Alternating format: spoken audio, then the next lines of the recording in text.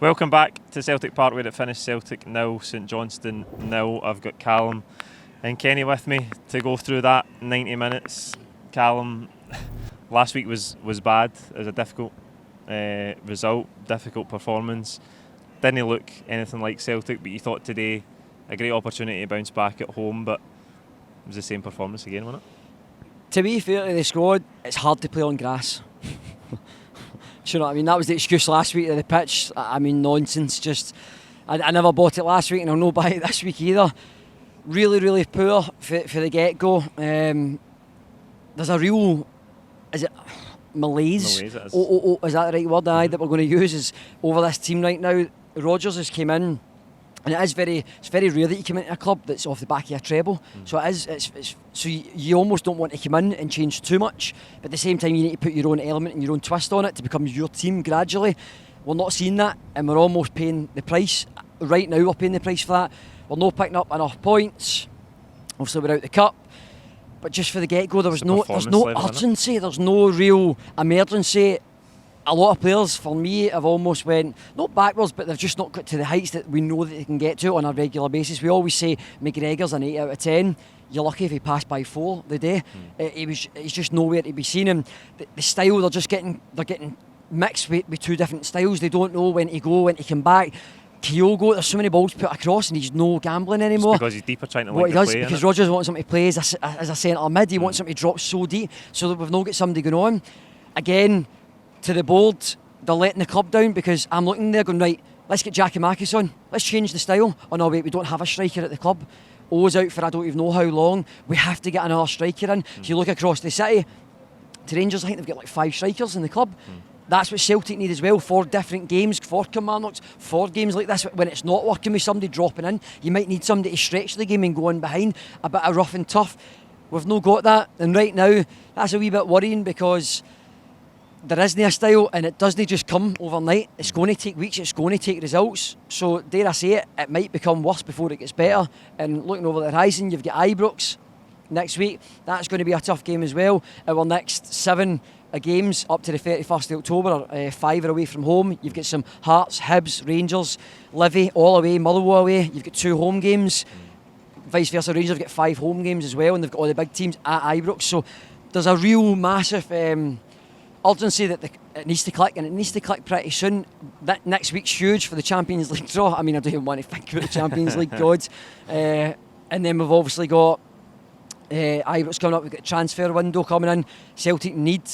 You talked about it in the build-up last night, and he says that we've signed now 7 players or 6 players under the age of 23. If Palma gets over the deal, he's 23 as well. 7 players under 23 aren't going to win you games like that. You need somebody with a calm head that's been around the block. O'Reilly missed 2 free sitters today because he's still young. He's not been there and done it over all these seasons.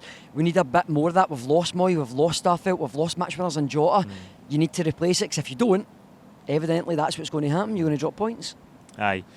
Kenny, I think that the glaring thing for me, Callum's talked about coming into a winning team and trying not to change the style too much. That's what Brendan Rodgers said when he arrived, but he has changed it.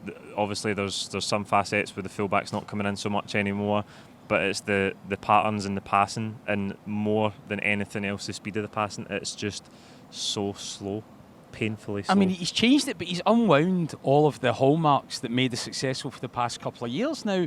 The foundation of our success in the past couple of years was the urgency in which we played. If you think of the height of the success of Postecoglou, when we're 3-0 up against Rangers here at half-time, even the ball boys are busting. I've got to get the ball back on the park. When we beat Dundee United 9-0, we're 6-0 up and we're busting. I've got to take corners even though the game's done. All of that was the hallmark of what made us successful. Today, when the centre-backs are getting the ball, there's no urgency at all to get it forward. They weren't even playing it forward. They're playing square balls, and I get that Brendan Rodgers plays with more of a possession-based game, and there's nothing wrong with that because Brendan Rodgers, through his career, has been very successful that way. But my God, you cannot come in and deploy your ideas in a way that completely unwind what's underpinned the success of the side. The fullbacks have no idea what they're doing. Let's get it straight. They're not overlapping. They're not coming inside. the central midfielders, Callum McGregor's just lost. He's completely lost. It was unusual for Callum McGregor to play as a number 6 with 2 number 10s in front of him under Postecoglou. But he's so much energy and movement around him that he could pick passes. Now he's in there on his own. He's getting nothing around him and he's getting lost. He's getting swamped. And the odd occasion by the law of average when we get to the byline, there's no movement. The ball's coming into the near post. Kyogo's trademark finish is a near post clip.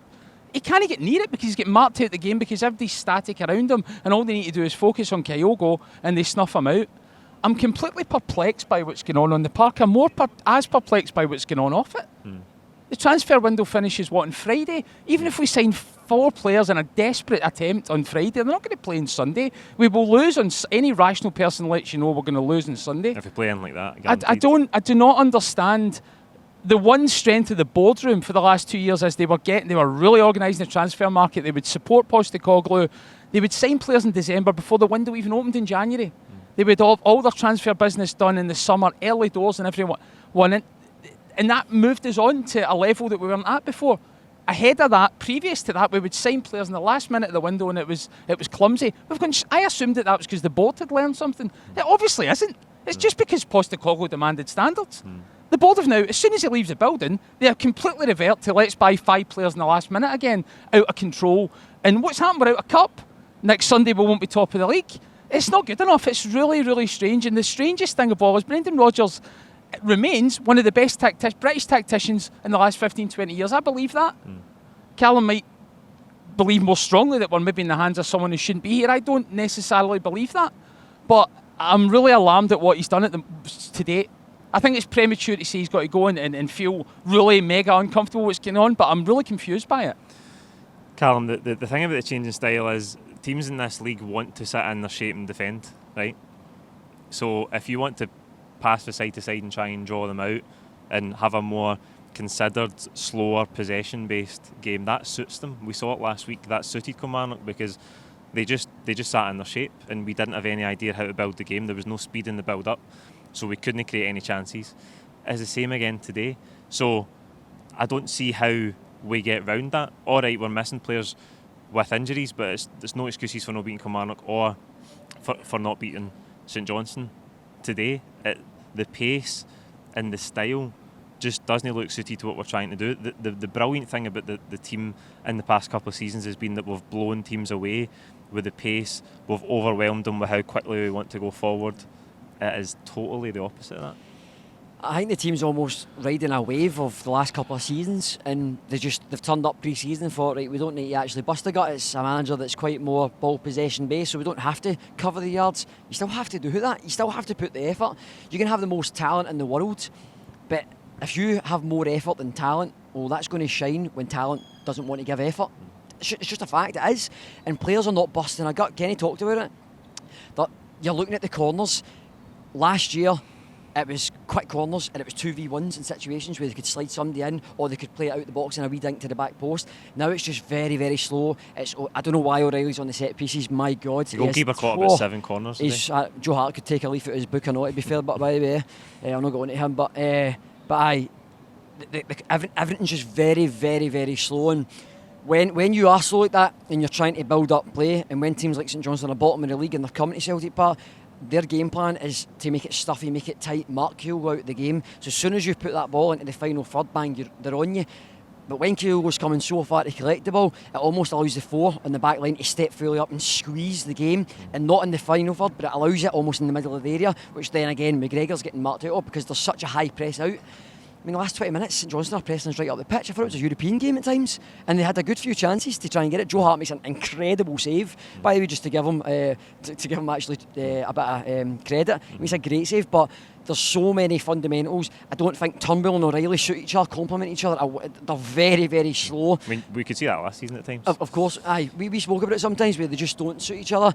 I think Celtic need an enforcer in the middle of the park. They need somebody a little bit strong, allow McGregor almost to play his football without worrying getting a sword in for somebody coming in. Because as you said, he's turning right, then he's getting the ball turn left, bang, somebody's on you. Because the midfield are so far apart. The difference with this is when McGregor's sitting and you've got O'Reilly far right, almost touching the the touchline, and also Turnbull doing the same on the left, is when we lose the ball, there's no urgency to get back into shape. That was with Postecoglou, it was so well. We got back into shape, and then you also had the inverted fullbacks that would cover that area if you didn't get into shape in time.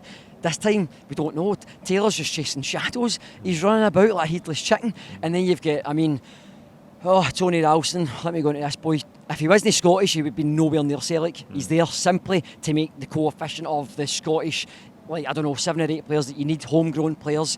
It's the simple reason. When I seen him coming on, I thought, right, game's a bogey, and he took us backwards. I'm not just targeting him because everybody was off it today, but if Celtic want to improve, once upon a time at this football club, we had Alistair Johnson and Josip Juranovic at the same club at the same time. That's the quality that you strive and aim for. If you want to go somewhere in Europe and compete, when Alistair Johnson goes out for 3 months, you want somebody to replace him like a Juranovic, or just slightly under. You're replacing him with Ralston, and you're placing Bernabe. He can't start against bottom of the league today. That tells you everything you need to know where he is. Celtic have got a massive week to get players in and get players out the door. People like Ayeti that's sitting there, get them out. So, and as Postecoglou did get a lot of credit, but he's also left us with a lot of dross players. We've got to remember that. So there's a lot of work in this week. Look, it's no great right now, and it isn't great. The saving grace is that it's August. That's it.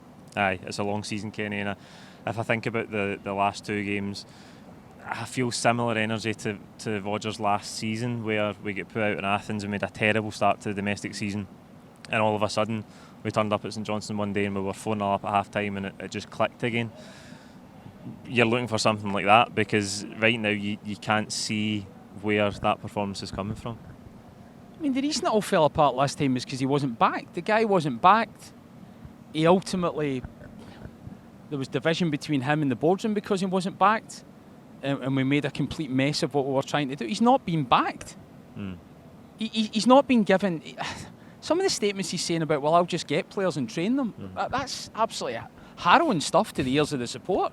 I'm actually amazed that this early in his tenure, he's coming away with statements like that, given how he ended his last tenure.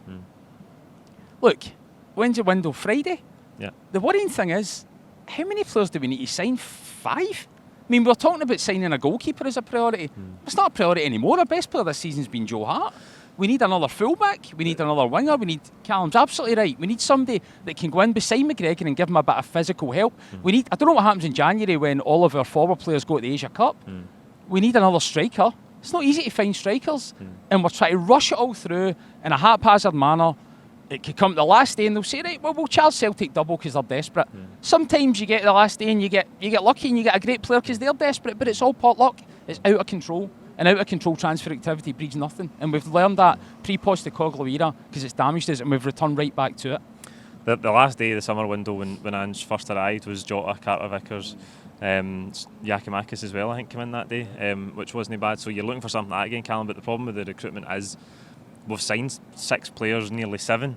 So sometimes listening to these conversations, you'd think that, have we not signed any players? Well, we have signed players, but it's the profile of the players. And where we are right now, we need players to come in and improve the first 11. And I don't think of any of the 6 players that we've signed, we can say, even though it's early days, that any of them look like they're going to improve the first 11 now. They're all projects. And that is what the credit the club is very good at, is finding little diamonds like Hatate's out there. And look, the team is obviously missing a lot of players, but it's still not an excuse to draw against St Johnstone at Celtic Park. My worry is, I don't even think some of the first team players are worthy of being first team players, like Daizan Maeda. Somebody shouted in the first half, he cut inside for the right. Somebody went, hit it, and I went, mate, have you seen his right foot? Never mind his left. And it went all the way to the Green Brigade. Oh my goodness. And somebody actually had the bravery to shout, hit it. Are you mad? Like, his right foot's woeful at times, and didn't he shout that on his left, So he panics a lot. We need players in the final third that are calm, composed, like Jota's, that will just take that little glimpse away for a defender and beat somebody. We'll make a foul happen. Celtic are lacking that right now. We're lacking something up front as well. We look powder puff up front. Kyogo's really struggling in this system.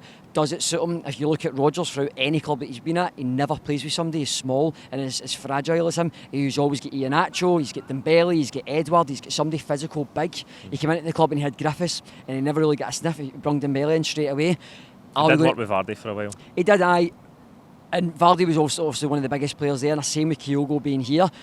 But was that to a bonus of Leicester? Look at where they are now still with Vardy. They're not in a better place. I'm not saying that with Kyogo, because Kyogo's a very good player, but I think he needs to bring in somebody that he needs up the top end that suits his style of play. And when you're going to knock the ball about, you need somebody that can almost back in and turn somebody, just to open that door that's hidden sometimes. Kyogo just wants to come to his feet and wants to see where the ball is. I mean, there's so many questions, but I mean, I keep hearing off Rodgers that, look, it's just a wee bit of time. He said a bit of time. The saving grace is that we don't need qualifiers, because we wouldn't be getting through qualifiers, put it that way. There's no way that team's getting through qualifiers. And credit to him, I didn't think Scales was overly bad. I seen a stat, he's not started us out in 560 odd days, so it's a big day for him. Overall, I didn't think he done too bad. Sometimes he get caught under the ball, but he was too slow in the ball, and that comes with the pressure of Celtic and where we're at right now. He shouldn't be put in that situation, but he is. Lagerbielke, I thought he done all right in the first half. He played a couple of all right balls, switching it 60-70 yards. I thought it was all right. Yang, I thought, was decent for how young he is, and somebody for South Korea. He tried. When you look at somebody like Abadan, he came on, I didn't really feel like I got much out of him. Or Haksabanovic, he just wanted to go back the way. Bernabei, Forrest, they all wanted to go back and side to side. You need somebody to step up and say, right, I'll take it on. I'll let somebody give me a soldering so I get the foul or the penalty. There was no drive, 8 minutes added on, and there's no effort in goal. It's really poor. Sat at the 55th minute and I says, this is 0-0. It's got it written all over it, and people around me are like, calm down. I says, I'm telling you, it's 0-0. You can just see right now, Celtic are in a bad place right now. That's fair to say. I don't think that's me being overly critical. They're in a bad place. They need 2 or 3 real diamonds that breed confidence and just come in, you go, wow, what a player he is, and that just breeds confidence. It's what Celtic needs, so it's a massive week. Aye, it is a massive week. We will be back with the Champions League draw and the build up to that derby next weekend. Like this video, comment with your own thoughts on the game below. Don't forget to subscribe if you haven't already. Thank you.